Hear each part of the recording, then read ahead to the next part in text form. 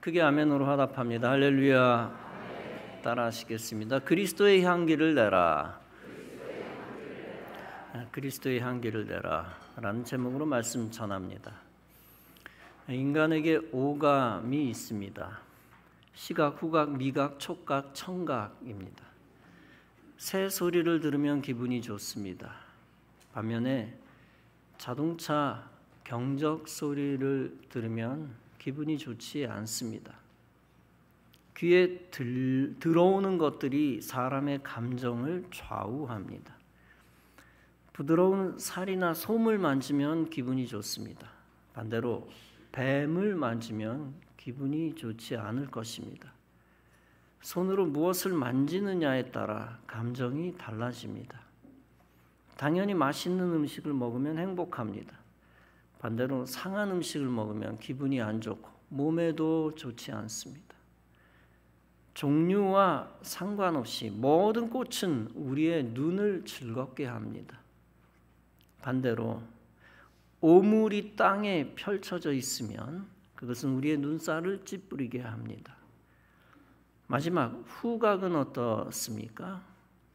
숲속에서 좋은 공기를 들이키면 기분이 상쾌합니다. 좋은 꽃냄새나 좋은 풀냄새를 맡아도 기분이 좋습니다. 반대로 오물 냄새나 배기가스 냄새를 맡으면 기분이 나쁩니다. 따라서 모든 인생은 좋은 냄새를 맡고 싶어 합니다. 그러나 항상 좋은 냄새만 맡고 살 수는 없습니다. 순간순간 악취를 경험합니다.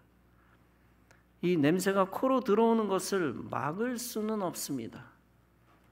코로나 시대에 수십만 명, 아니 수백만 명이 냄새를 못 맡았습니다. 그때 그들이 악취조차도 알아차리지 못했습니다. 6개월 무감각한 사람들도 있었고 심지어 1년 이상인 사람도 있었습니다. 그런데 그런 사람들이 악취를 못 맡는다고 행복했을까요? 그렇지는 않습니다. 좋은 냄새뿐 아니라 나쁜 냄새가 안 나니 생활이 불편해졌습니다. 나쁜 냄새를 못 알아차리니 생활 속에서 판단력이 떨어집니다. 사건에 대처하는 데도 문제가 있고 오해의 소지도 있습니다. 따라서 그들은 악취라도 빨리 알아차렸으면 하는 소원이 컸습니다. 그리고 실제 악취를 맡기 시작하면서 기뻐했습니다. 아, 내 코가 정상으로 돌아오기 시작하는구나 라는 탄성입니다. 그렇다고 해서 엄밀한 의미에서 그들이 악취를 기뻐한 건 아닙니다. 코로 들어오는 나쁜 냄새와 나쁜 공기를 기뻐한 것이 아닙니다. 그들이 기뻐한 것이 무엇입니까? 단지 자기들의 코의 기능, 후각이 정상화되었다는 것에 대한 기쁨입니다. 치유의 기쁨이요, 회복의 기쁨입니다. 모든 인간은 보편적으로 코로 들어오는 악한 물질을 싫어합니다. 몸이 건강한 사람, 정상적인 사람은 실외에서 담배 냄새를 싫어합니다. 따라서 담배 냄새가 많이 나는 사람과 거리 두기를 시도합니다. 단순히 냄새 문제만이 아닙니다. 간접 흡연으로 암에 걸리는 사람도 있기 때문입니다. 따라서 이 사회가 사회적으로 흡연 구역을 만들었습니다. 그리고 화장실, 사무실 등 곳곳에서 금연 표지판을 달아놓았습니다. 그만큼 대부분의 사람들이 담배 냄새를 싫어한다는 증거입니다. 반대로 모든 사람들이 꽃과 꽃 냄새를 좋아합니다. 따라서 교회마다 꽃을 심어 놓았고 꽃꽂이도 합니다. 꽃이 많은 공원이나 꽃축제, 꽃박람회 사람들이 매우 많이 몰려듭니다. 꽃의 향기와 같은 것을 신앙적으로 표현한 말이 있습니다. 다름 아니라 그리스도의 향기입니다. 예수 그리스도의 고결한 성품을 표현한 것입니다. 그뿐 아니라 예수 그리스도의 생명을 표현한 것입니다. 본문에서 바울은 말합니다. 항상 우리를 그리스도 안에서 이기게 하시고 우리로 말미암아 각 처에서 그리스도를 아는 냄새를 나타내시는 하나님께 감사하노라. 여기서 중요한 말씀이 있습니다. 그것은 하나님께서 성도를 그리스도 안에서 이기게 하셨다는 것입니다. 또한 하나님께서 성도를 통해 그리스도를 아는 냄새를 나타내셨다는 것입니다. 이 둘은 긴밀하게 서로 관계가 있습니다. 그리스도 안에서 이긴다는 것이 무엇입니까? 즉 성도가 그리스도의 승리에 동참한다는 것입니다.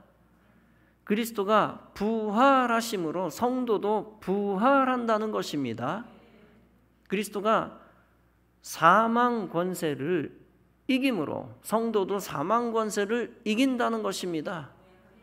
그리스도가 영광을 받으실 때 성도도 그 영광에 참여한다는 것입니다. 즉 그리스도의 선한 열매가 성도에게서 나타난다는 것입니다. 이 선한 결과 때문에 그리스도를 아는 냄새가 확산된다는 것입니다. 그리스도를 아는 냄새란 복음입니다. 그 냄새를 나타내셨다는 것은 복음을 드러내셨다는 것입니다. 우선 바울 자신을 통해 하나님이 복음을 드러내셨다는 것입니다. 그런 하나님의 은혜에 바울은 감사하고 있습니다. 이때 바울이 강조하는 것이 있습니다. 바로 성도 자신도 그리스도를 아는 지식의 향기가 된다는 것입니다. 즉 성도는 그리스도의 복음의 냄새라는 것입니다. 그리고 그리스도를 알게 해주는 향기라는 것입니다. 따라서 본문에서 바울은 계속 말씀합니다. 우리는 구원받은 자들에게나 망하는 자들에게나 하나님 앞에서 그리스도의 향기라. 하나님이 성도를 그리스도의 향기로 만드셨다는 사실이 중요합니다. 이것은 성도에게 얼마나 큰 축복인지 모릅니다. 꽃에서 꽃 향기가 납니다. 이처럼 그리스도에게서 그리스도의 향기가 나옵니다. 이때 성도는 그리스도에 관한 정보를 전달하는 향기의 역할을 합니다. 그러므로 그리스도의 향기된 성도는 아주 축복된 존재입니다. 성도를 통하여 그리스도의 성품과 생명이 향기처럼 드러납니다. 즉 성도를 통하여 복음도 향기처럼 전해집니다. 그리스도의 생명의 말씀이 향기처럼 퍼져나갑니다. 그 복음이 향기처럼 사람들에게 전해져 사람들의 감각을 자극합니다. 즉 복음이 향기가 되어 사람들의 의지에 호소합니다. 이때 복음의 향기에 감동하면 그도 그리스도인이 됩니다.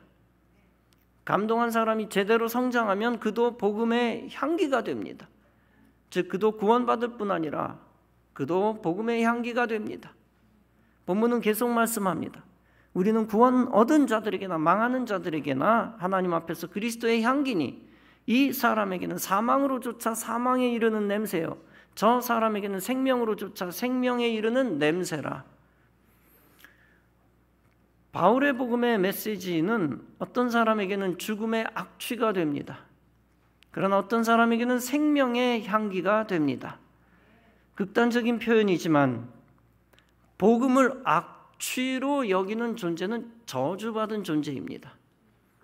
이 세상에서 가장 귀한 것을 가장 하찮은 것으로 여기는 불행한 존재입니다. 그에게는 구원의 소망이 없고 결국 생명의 향기를 못 맡고 끝납니다. 반대로 복음을 생명의 향기로 여기는 존재는 축복받은 존재입니다.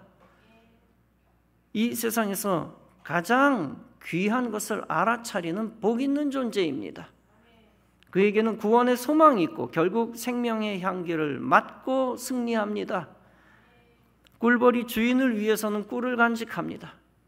그러나 꿀벌이 다른 자들을 향해서는 독침을 준비합니다. 이처럼 복음의 향기는 구원받은 자에게는 생명과 행복이 됩니다. 반대로 복음의 향기는 그것을 홀대하는 자에게는 영원한 형벌이 됩니다. 그러므로 축복의 인생은 첫째, 그리스도의 향기를 즐겁게 받는 존재입니다. 둘째, 그리스도의 향기를 내는 존재입니다. 본문은 계속 말씀합니다. 누가 이것을 감당하리요? 우리는 수단 사람과 같이 하나님의 말씀을 혼잡하게 하지 아니하고 곧 순전함으로 하나님께 받은 것 같이 하나님 앞에서와 그리스도 안에서 말하노라. 이단과 거짓 사도는 복음의 향기를 악용하고 비틉니다. 복음의 향기를 그대로 발산하지 않고 다른 향기로 둔갑시킵니다. 그것으로 사람들을 속이고 자기들의 이익을 챙깁니다. 반대로 바울은 복음의 향기를 그대로 순수하게 발산합니다. 그로 인하여 복음의 향기가 순수하게 사람들에게 전달됩니다. 그로 인하여 복음의 능력이 나타나고 그리스도가 영광을 받으십니다. 마귀에게 사로잡힌 신자는 복음의 향기를 악취로 바꿉니다. 10여 년 전 전남 보성에서 일어난 일입니다. 세 자녀를 학대하고 굶어 죽인 부부가 검거돼 온 나라가 시끄러웠습니다. 처음 보도에서는 목사 부부라고 보도가 되었습니다. 기독교가 세상에 엄청난 비난을 받았습니다. 실제로는 목사 부부는 아니었고 잘못된 신앙을 가진 부부였습니다. 이들 부부는 감기 걸린 아이들이 귀신에 들렸다고 생각했습니다. 성경 구절을 잘못 적용하여 허리띠로 어린 자녀들을 수십 대씩 때렸습니다. 또한 금식 기도시킨다고 아픈 아이들에게도 강제로 굶겼습니다. 결국은 죽게 하였습니다. 그들이 목사 가정이든 평신도 가정이든 복음을 악취로 만든 장본인들입니다. 하나님의 말씀을 혼잡하게 한 인생들입니다. 8년 전에도 충격적인 사건이 있었습니다. 서울신학대학교 시간강사 및 겸임교수였던 사람이 살인을 저질렀습니다. 목회를 하고 있지는 않았지만 신학대학에서 시간강사로 일하는 목사입니다. 여중생 딸을 살해하고 시신을 11개월 방치한 것입니다. 딸의 계모도 같은 혐의로 구속되었습니다. 복음의 향기를 악취로 바꾼 인물들입니다. 서울신학대학교 총장이 사과문을 언론에 게시했습니다. 이런 마귀의 종이 기독교의 위상을 추락시키면 어떻게 됩니까? 반기독교 세력이 교회를 말살하는 데 좋은 빌미를 제공합니다. 따라서 성도의 사명, 그리스도의 향기가 얼마나 중요한지 모릅니다. 성경에는 그리스도의 향기를 최후까지 발산하고 죽은 사람들이 있습니다. 스데반 집사는 복음을 증거하다 돌에 맞아 죽었습니다. 그는 그에게 돌을 던져 해하는 무리들을 위하여 기도했습니다. 주여, 이 죄를 그들에게 돌리지 마옵소서. 그는 예수님처럼 용서를 실천하면서 마지막 그리스도의 향기를 내뿜었습니다. 오늘날에는 용서는커녕 배신이 난무하는 사회입니다. 정치인들이 서로 배신하는 것은 이상하지도 않고 일상이 되어 있습니다. 그런데 심지어 가족끼리 쉽게 배신하는 일들이 많습니다. 말로만 사랑한다 했지 진정한 예수 사랑이 없는 일들이 많습니다. 성령의 열매, 인내의 열매가 없으니 예수의 향기가 없습니다. 반대로 예수의 향기의 본보기도 세상에 많이 있습니다. 벤자민 워필드 박사라는 분이 있었습니다. 그는 세계적으로 유명한 신학자였습니다. 1921년 세상을 떠나기까지 거의 34년 동안 프린스턴 신학교에서 가르쳤습니다. 목회자들은 성경의 영감과 권위 같은 그의 책들을 잘 알고 있습니다. 그러나 대다수는 1876년에 그에게 일어났던 일들을 모르고 있습니다. 당시 25이던 그는 애니라는 사람과 결혼합니다. 독일로 신혼여행을 떠납니다. 맹렬한 풍랑 속에서 애니는 번개에 맞고 영구한 불구가 됩니다. 워필드는 그녀가 세상을 떠날 때까지 39년 동안 간호했습니다. 남편은 결혼 생활 내내 2시간 이상 집을 비운 적이 거의 없었습니다. 한 남자가 한 여자에게 39년 동안 인내와 성실함을 보여주었습니다. 워필드는 로마서 8장 28절에 대해 자신의 생각을 실어 놓았습니다. 하나님께서 사랑하는 자들이 있습니다. 그들에게 일어나는 모든 일들은 좋은 것일 수밖에 없습니다. 모든 것을 그분이 통치하십니다. 그러므로 우리 각자에게 일어나는 모든 일로부터 오로지 선한 것들만을 수확해야 합니다. 참으로 그의 헌신은 한 가정의 일로만 치부할 수 없습니다.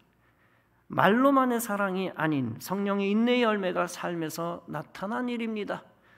그리고 진정으로 사람들에게 감동을 주는 그리스도의 향기를 낸 일입니다. 인내의 열매가 없으면 그리스도인에게 악취가 납니다. 그러면 복음의 대리인은 복음을 전하기는커녕 복음의 걸림돌이 됩니다. 그리스도인은 같은 성도를 향해서도 참는 연습을 해야 합니다. 더 나아가 비신자들을 향해서는 더욱 참아야 합니다. 만약 길거리에서 교회 권사가 누군가와 대판 싸우고 있다고 가정해 봅시다. 가정법입니다. 그때 지나간 사람들은 그분이 권사인지 모를 것입니다. 그때 권사님을 아는 사람들이 사람들 들리게 이렇게 얘기합니다. 권사님 참으세요. 그러면 그 말 듣고 사람들이 한 번 더 쳐다볼 것입니다. 그럼 어떤 비신자는 이렇게 말할 것입니다. 교회 다니는 것들이 더 그렇지 뭐. 여러분, 최악의 상황, 희귀한 상황을 가정한 것이라 현실성은 떨어집니다. 그러나 항상 성도는 그리스도의 향기가 죽을까 근신해야 합니다. 그리스도인은 그리스도의 은혜로 구원받은 자입니다. 그러므로 구원받은 자답게 그리스도의 광고판으로 살아야 합니다. 그리스도의 꽃으로서의 역할을 잊지 말아야 합니다. 인생은 오래 시간이 지나면 후회하는 존재입니다. 내가 그때 좀 참을 걸 하고 후회하는 일은 부지기 쓰일 것입니다. 한편 내가 그때 참기를 잘했다라고 생각하는 일도 있습니다. 당시 순간은 참을 수 없다고 누구든 생각합니다. 그러나 시간이 많이 지날수록 부질없는 일이었다라고 흔히 생각합니다. 참 참기를 잘했지라고 한숨을 돌립니다. 따라서 그리스도인은 생각과 감정을 수십 년 뒤로 놓고 처신해야 합니다. 그러면 예수님의 마음을 더 담게 되고 예수님의 향기를 먼저 냅니다. 여러분, 성화된 자란 누구입니까? 그리스도의 성품을 닮은 자입니다. 특히 그리스도의 사랑과 온유와 겸손을 닮은 자입니다. 그런 자는 100이면 100 다 그리스도의 향기를 낼 수밖에 없습니다. 마태복음 11장에서 예수님이 말씀하십니다. 수고하고 무거운 짐진 자들아 다 내게로 오라. 내가 너희를 쉬게 하리라. 나는 마음이 온유하고 겸손하니 나의 멍에를 메고 내게 배우라. 이사야 53장에서 메시아에 대한 예언에서 예수님의 성품이 나옵니다. 양이 털 깎는 자 앞에서 입을 열지 아니함과 같이 잠잠하였다고 예언했습니다. 빌립보서 2장은 말씀합니다. 너희 안에 이 마음을 품으라. 곧 그리스도 예수의 마음이니 그는 근본 하나님과 본체시나 하나님과 동등됨을 취할 것으로 여기지 아니하시고 오히려 자기를 비어 종의 형체를 가져 사람들과 같이 되었고 죽기까지 복종하셨으니 곧 십자가에 죽으심이라. 이처럼 예수님처럼 겸손한 자가 성화되고 복음의 향기가 됩니다. 광림교회 원로 목사님 김선도 목사님이 공군 군목이었을 때입니다. 한 장군에게 전도를 해서 장군이 예수를 믿게 되었습니다. 그가 얼마 후 세례를 받게 되었을 때입니다. 그가 스스로 집에 있는 양주병과 양담배를 자기 손으로 다 갖다 버렸습니다. 그리고 목사님에게 물었습니다.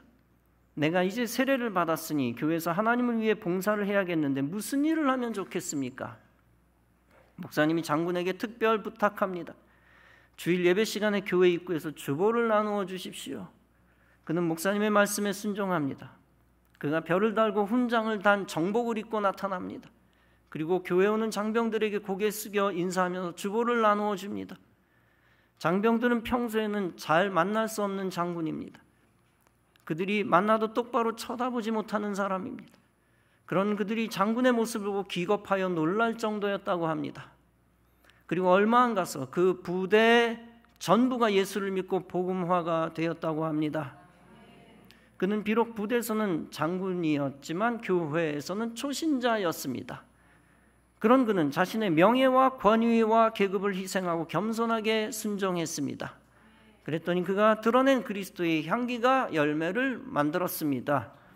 사랑하는 성도 여러분, 복음의 향기는 내도 좋고 안 내도 좋은 것이 아닙니다. 예수님의 피로 구원받은 성도들은 무조건 내야 하는 것입니다. 그로 인하여 복음을 더욱 향기롭고 가치 있게 만들어야 합니다. 이제 우리 지역에서, 우리 도시에서 우리 교회 이름은 더욱 퍼지고 있습니다. 그때 여러분의 삶이 그리스도의 향기를 내면 교회 이름이 영화롭게 됩니다. 교회 이름이 더욱 영화롭게 되면 복음이 영화롭게 됩니다. 성도는 그리스도의 향기로 성화된 자가 되어야 합니다. 단순히 세상에서 도덕성으로 무장한 사람들은 성화된 자가 아닙니다. 진정 성화된 자는 오직 그리스도를 믿고 구원받은 자들 가운데 있습니다. 그들 중 더욱 그리스도의 향기를 드러내 성숙할 때 성화된 자가 됩니다. 따라서 성도로서 성화된 여러분 자신은 복음의 향기입니다.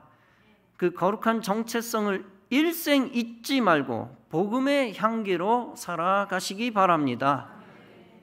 인내하고 겸손하여 그리스도를 닮고 말씀에 순종하시기 바랍니다.